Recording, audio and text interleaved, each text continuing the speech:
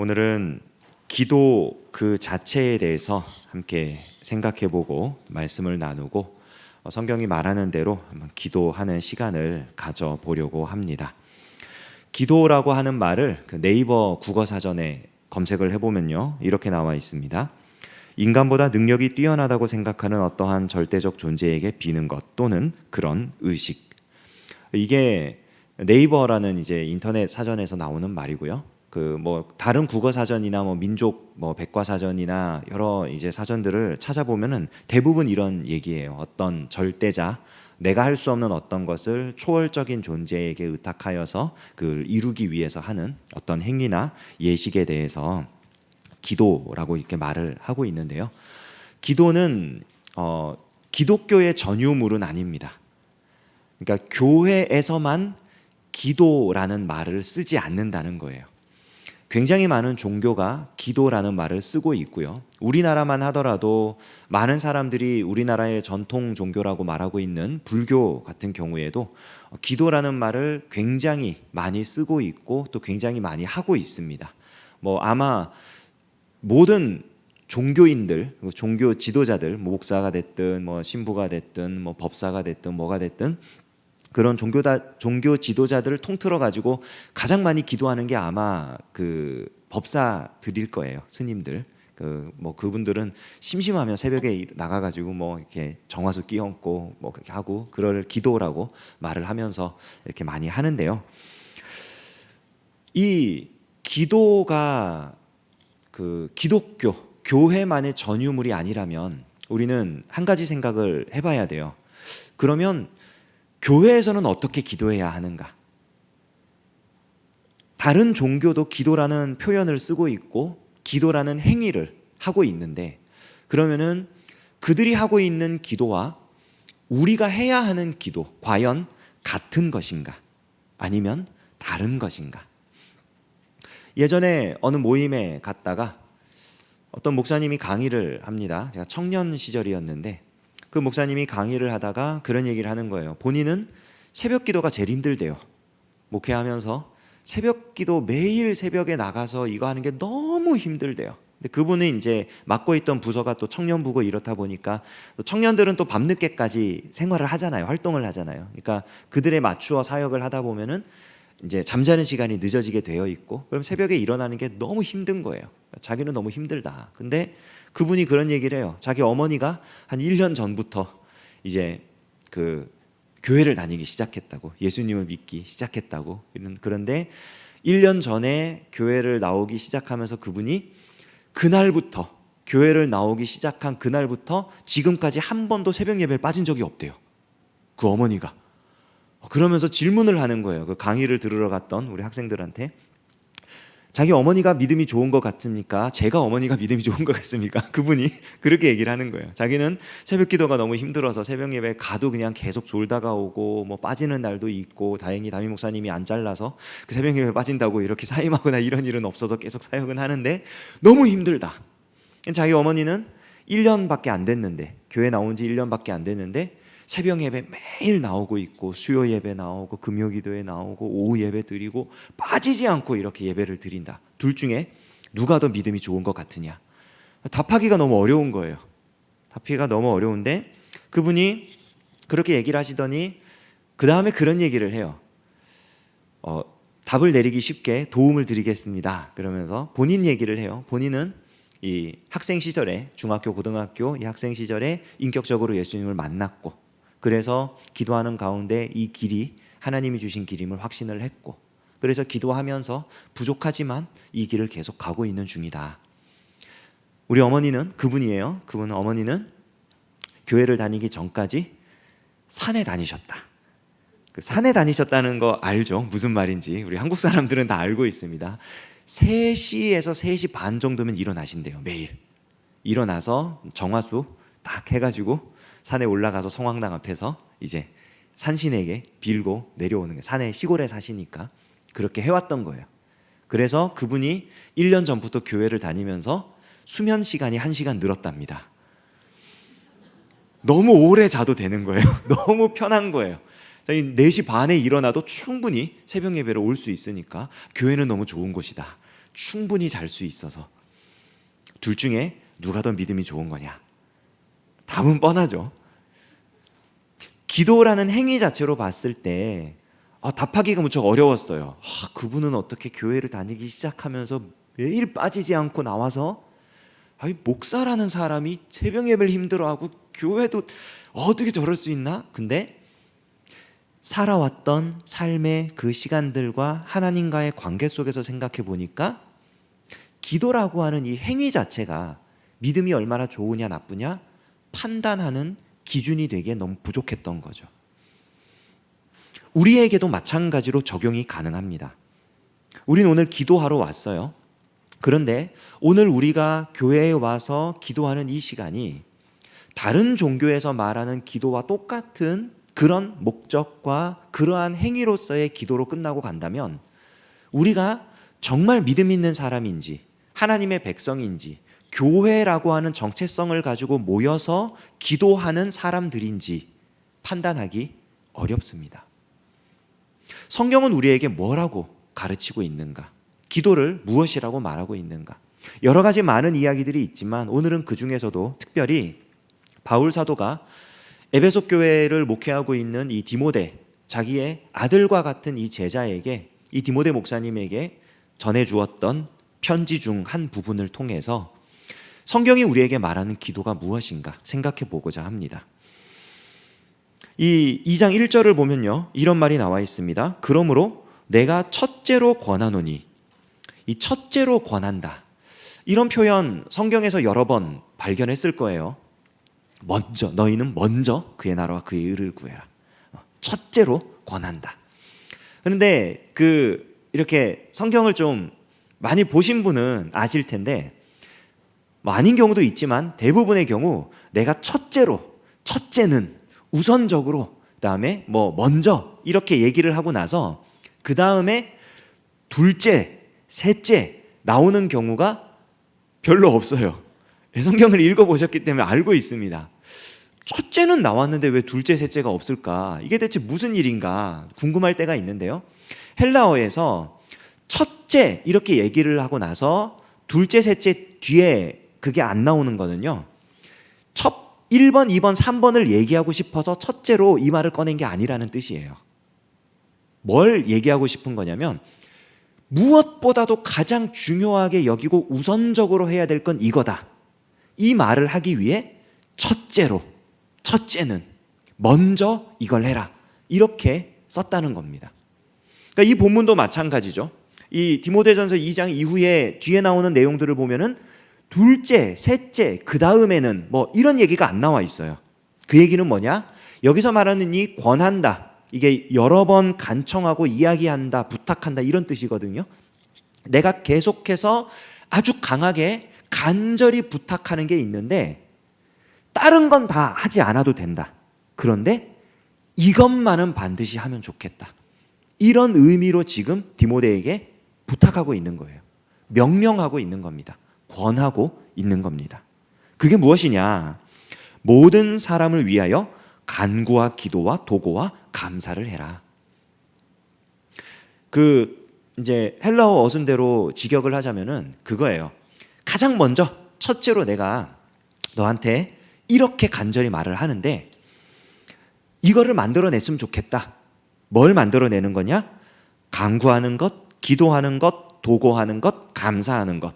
누구를 위해서? 모든 사람들을 위해서. 그리고 사실은 2절로 바로 이어져 가요. 모든 사람을 위해서, 그리고 임금들을 위해서, 그리고 높은 자리에 있는 사람들을 위해서.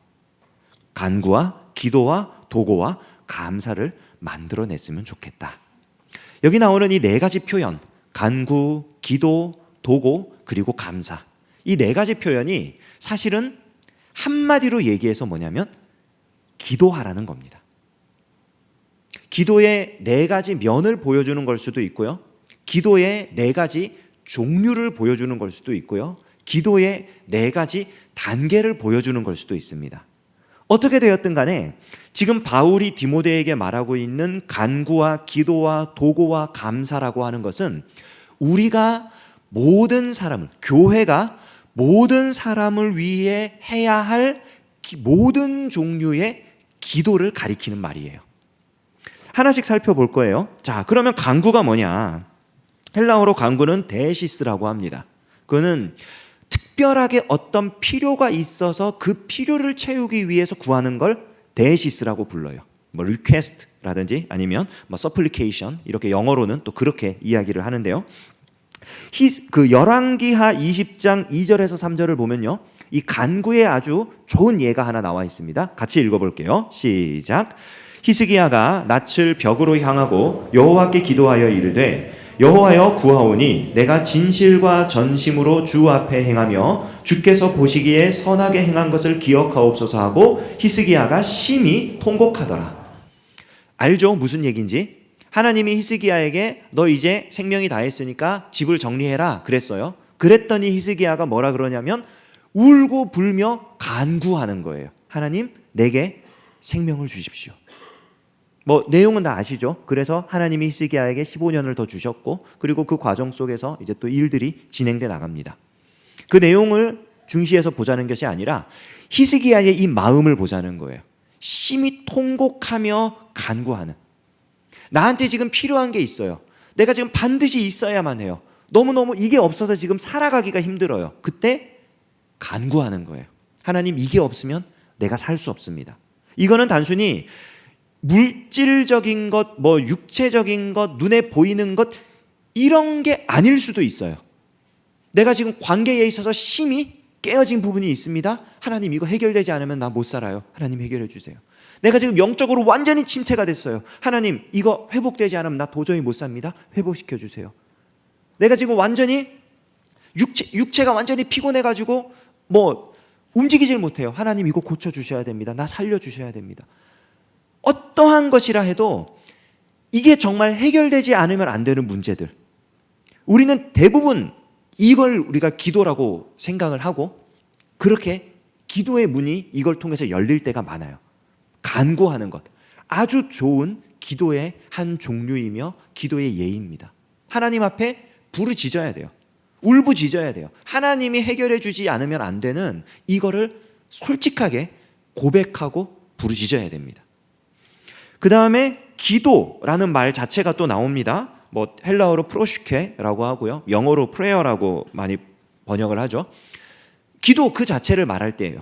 가장 좋은 예가 사무엘상 1장에 나옵니다. 이것도 같이 읽어볼게요. 사무엘상 1장 15절에서 18절까지입니다. 함께 읽습니다.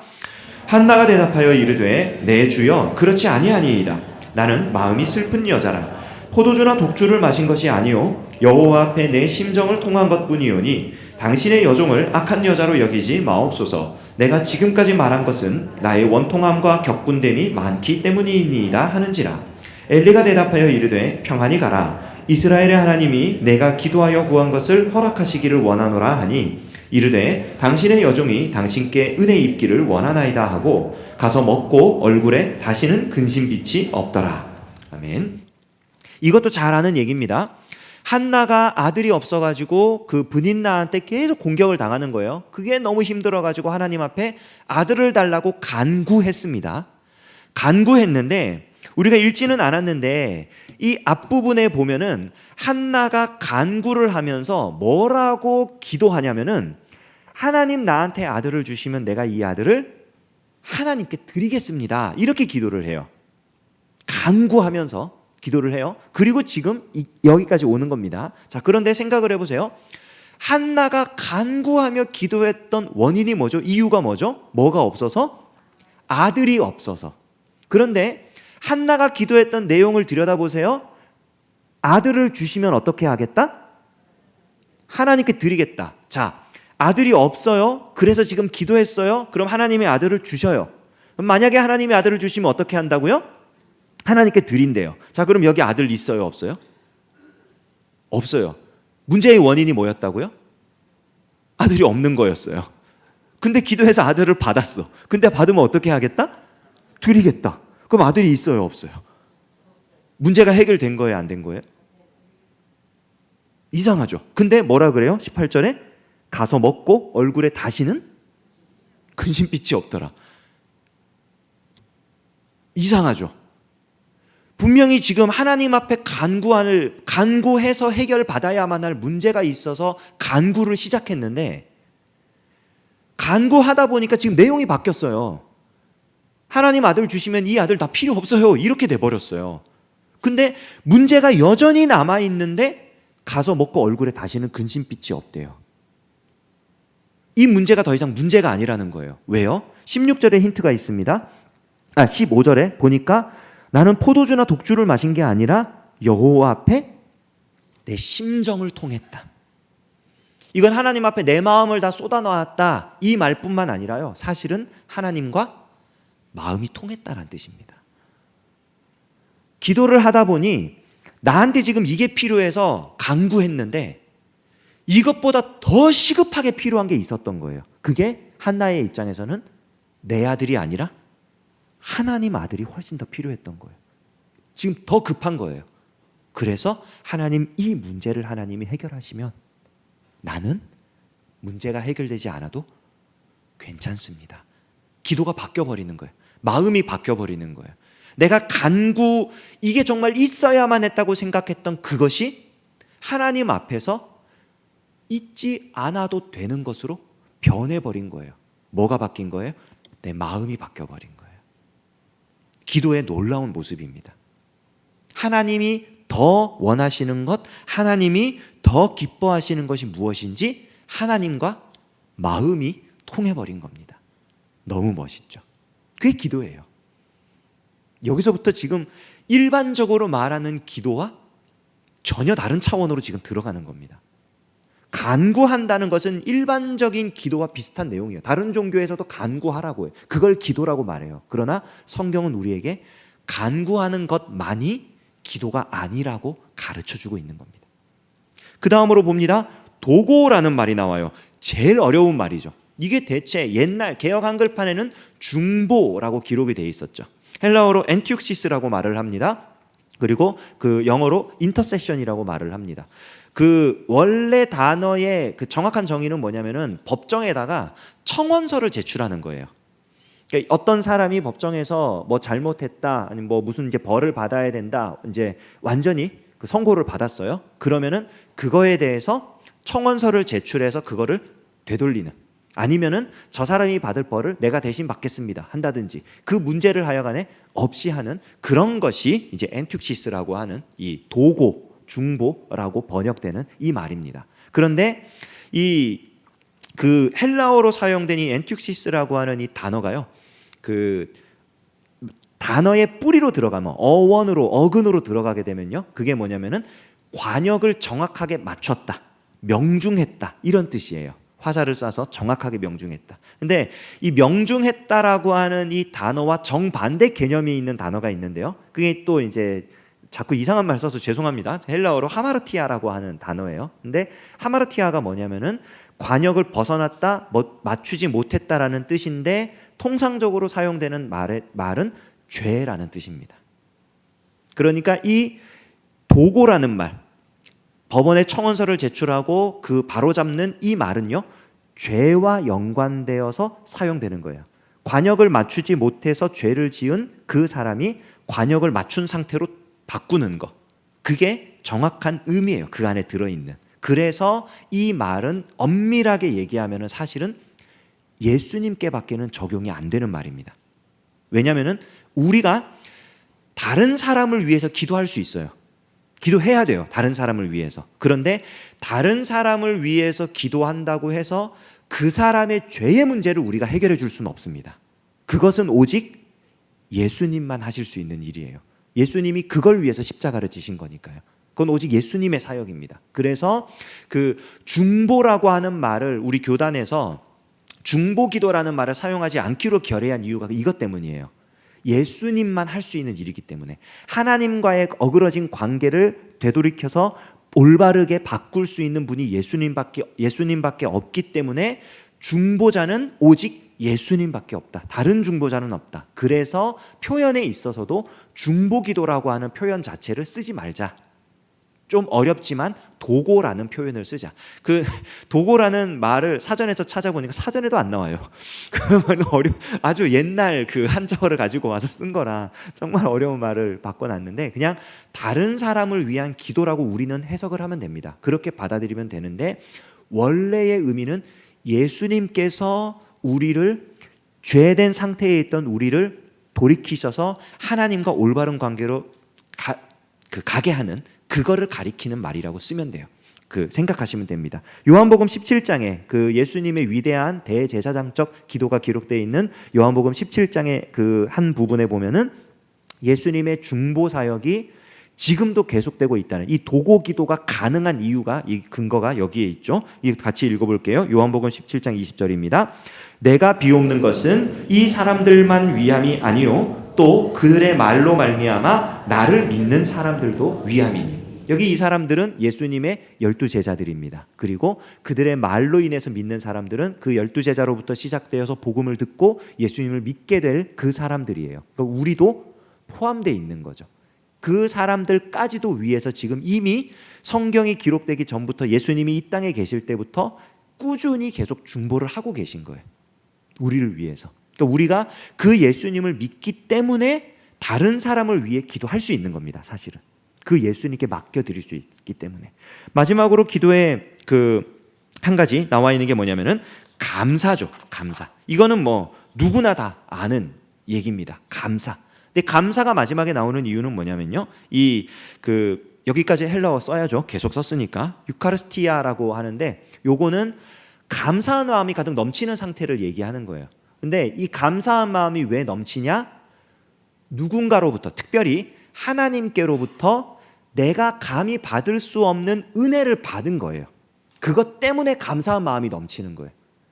내가 원래 받아야 될 어떤 당당한 근거가 있어서 나 이거 당연히 내 거야, 이게 아니고 나는 받을 수 없는데 하나님이 나한테 은혜를 주셨어요. 하나님이 나한테 선물을 주셨어요. 그래서 너무너무 감사한 거예요. 내가 하나님 앞에 설 수도 없는 죄인이고 내가 뭔가 칭찬받을 만한 어떤 그런 일을 한 적이 없는데 하나님이 나를 백성으로 삼아주시고 하나님이 나를 칭찬해 주시는 그 자체가 너무너무 감사한 거예요. 그게 감사예요. 그러니까 이 감사라는 거는 기도의 근거가 되고 확 힘있게 기도할 수 있는 힘이 되고요. 그리고 기도의 결론이 됩니다. 왜냐하면 기도라는 행위 자체가 하나님과 관계 속에서 하나님께 기도할 수 있다는 이것 자체가 내가 할 수 있는 게 아니에요.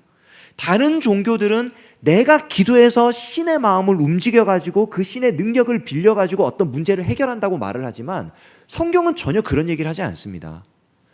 간구해서 하나님 마음을 움직이는 게 아니에요. 간구를 하는데 하나님께서 우리 마음을 바꿔주시고 우리 문제가 별것 아니라는 사실을 알게 해주시고 하나님과 마음이 통해가지고 하나님의 뜻대로 구하게 하고 예수님의 마음을 갖게 하고 다른 사람을 위해서까지도 간구할 수 있도록 해주시는 거예요. 우리가 어떻게 그런 사람이 됩니까? 우리가 어떻게 그런 기도를 합니까? 그러니까 기도의 시작부터 끝까지 결론적으로 감사가 넘칠 수밖에 없는 거예요. 이 모습을 가장 잘 보여준 사람이 성경에 여러 사람이 있습니다. 다윗도 있고요. 여러 사람이 있지만 계속 구약의 얘기를 히스기야나 한나나 이렇게 했으니까 신약에도 보면요, 한 사람 있습니다. 사도행전 16장 25절이에요. 같이 읽을게요. 한밤중에 바울과 실라가 기도하고 하나님을 찬송하며 죄수들이 듣더라. 바울이 바나바와 함께 2차 전도 여행을 바울이 실라와 함께 2차 전도 여행을 하는 중에 귀신 들린 여종을 고쳐줬습니다. 귀신을 쫓아냈어요. 그랬더니 와가지고 잡아가지고 감옥에 넣어버렸어요. 매를 맞았어요. 그리고 일어난 일입니다. 한밤중에 바울과 실라가 기도하고 하나님을 찬송하며. 감사가 넘치지 않고는 할 수 없는 일이에요. 하나님 나한테 그러면 안 되지. 그건 아니지. 어떻게 이럴 수 있어? 충분히 그럴 수 있는 상황이에요. 그런데 기도하더니 찬송했다 그래요. 이후에 일어나는 일들, 일어나도 그만 안 일어나도 그만이에요. 성경을 읽으면서 우리는 뒤에 일까지 다 아니까 에이 바울 정도 되니까 이걸 통해 가지고 다 하나님이 다 복음도 듣게 하시고 뭐 저 죄수도 간부도 뭐 다 믿게 하시니까 이렇게 한 거지. 아니에요. 그거 몰랐어요. 바울과 실라는. 그냥 그 사실 자체가 그냥 감사했고 그냥 찬송했어요. 그랬더니 하나님의 역사가 일어난 거예요. 간구했어요, 기도했어요, 도구했어요, 감사했어요. 그랬더니 하나님의 역사가 일어난다는 겁니다. 근데 이 간구와 기도와 도구와 감사가요, 교회 안에 있는 사람들에게만 해당되는 건 아니에요. 모든 사람을 위하여. 2절 앞부분에 보면 임금들과 높은 지위에 있는 모든 사람을 위하여. 모든 사람 그리고 임금들 그리고 높은 지위에 있는 사람들. 임금들과 높은 지위에 있는 사람들은요, 솔직히 말해가지고 우리가 생각했을 때 간구하고 기도가 필요 없는 사람들입니다. 그 사람들이 간구할 게 뭐가 있어요? 부족한 게 뭐가 있어요? 뭐가 없다 그러면 그냥 사버리면 되는데, 뭐 해버리면 되는데, 권력을 가지고 만들어버리면 되는데, 그 사람들이 하나님하고 함께 마음을 통하며 살 이유가 뭐가 있어요? 이 땅에서 자기 누릴 수 있는 거 다 누릴 수 있는데. 그런데 그들을 위해서도 해야 된다는 거예요. 간구하고 기도하고 도구하고 감사해야 된다는 거예요. 왜요? 뒤에 보니까 이는 우리가 모든 경건과 단정함으로 고요하고 평안한 생활을 하려 함이라. 여기 고요하고 평안한 생활, 이게 그냥 이렇게 문자적으로 봤을 때는 이 권력을 가진 사람들이, 특히 이 시대는 초대교회 시대니까 그 그리스도인들을 핍박했잖아요. 그러니까 그 사람들이 핍박하지 않고 그냥 종교생활 잘할 수 있도록, 신앙생활 잘할 수 있도록 보호해주고, 이런 삶을 위해서 이렇게 이걸 해야 되는구나 생각할 수 있는데요, 여기 나와 있는 이 고요하고 평안한 생활이라고 하는 이 단어가요, 그 외부로부터 오는 어떤 방해가 없이 원래 하고자 하는 바를 이루어 나가는 건데, 그 원래 하고자 하는 바가 뭐냐면요, 하나님과의 깊은 관계 속에서 오는 내적인 평안을 유지하는 거예요. 좀 어렵죠, 표현이? 그러니까 원래 살아야 할 그리스도인의 삶을 살아가기 위해서 그 사람들을 위해서도 간구하고 기도하고 도구하고 감사하라는 건데, 원래 살아야 할 그리스도인의 삶이라는 게 뭐냐면은 하나님과의 관계 속에서 내적인 평안을 누리며 사는 삶이에요. 어떤 거하고 비슷해요? 느낌이? 기도하는 삶이랑 굉장히 비슷하죠, 이미지가. 기도하며 살아가는 삶이 원래 살아야 할 그리스도인의 삶이라는 건데, 이 고요하고 평안한 삶을 어떻게 살아가냐면 모든 경건과 단정함으로 살아가래요. 그 헬라어로는 모든 경건과 단정함 안에서 이런 고요하고 평안한 삶을 누리기 위해 이렇게 되어 있는데, 이 경건하고 단정함이라고 하는 이 말이 뭐냐면요, 경건이라는 말은 하나님 앞에서 거룩한 모습입니다. 그러니까 사람들 앞에서 거룩한 모습이 아니에요. 하나님 앞에서 하나님을 닮아 거룩한 그 모습을 가지고요, 이 단정함이라는 것, 이게 되게 중요한데, 단정함이란 말이 뭐냐면요, 진중함을 갖춰서 존경을 얻는 모습이에요. 어떤 사람 딱 보면은 그냥 하염없이 가벼운 사람 있잖아요. 헬렐레 거리면서 막 이래가지고, 이 사람은 아무리 뭘 해도 존경하기까지는 좀 어려워요. 근데 그 모습과 정반대의 모습을 생각하시면 돼요. 진중한 거, 진지해요. 말이 별로 없어요. 그런데 무언가 하나 하면 신뢰할 만해요. 무조건 믿을 만해요. 그런 사람 보면 우리가 존경스럽죠. 저 사람은 진짜 제대로 된 사람이구나. 그러한 모습을 갖춘 고요하고 평안한 삶을 살아가는 사람.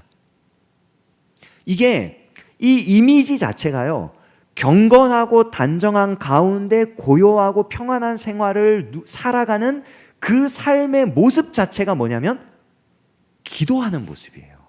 기도하는 삶. 그리스도인이 원래 살아가야 할 삶의 모습이 기도하는 삶이고, 그 원래 살아가야 할 그 삶을 살아가는 방법이 기도하는 거예요.